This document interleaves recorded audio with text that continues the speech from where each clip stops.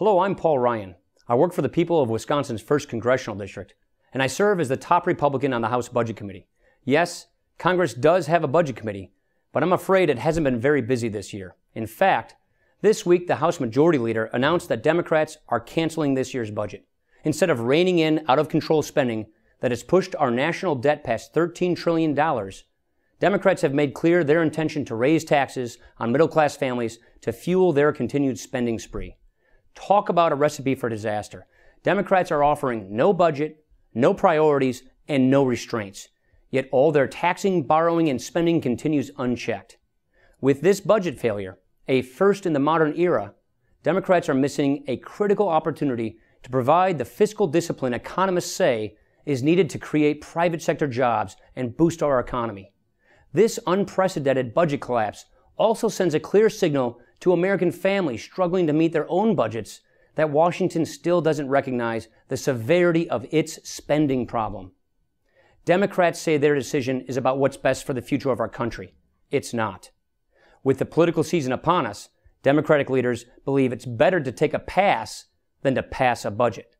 While Americans ask where are the jobs, they seem content to simply run out the clock and let their borrowing binge continue to drain resources from our economy.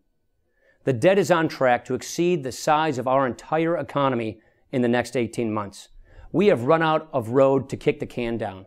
If this is really about the future of our country, then leaders should make the tough choices they promised they would, put moral obligation before political expedience, and focus on what's in the best interest of the next generation, not the next election.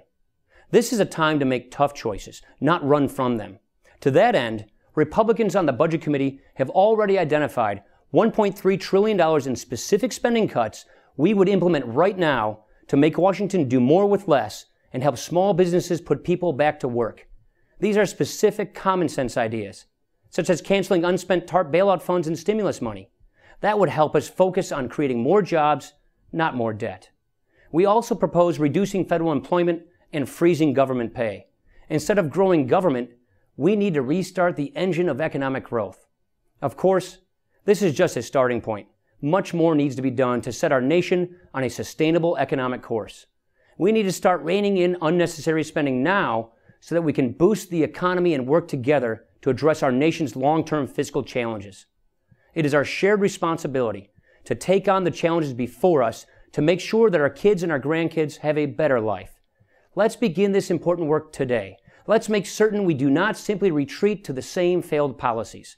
Let's make the tough, forward-looking choices that will restore the promise and prosperity of this exceptional nation, and let's do it together.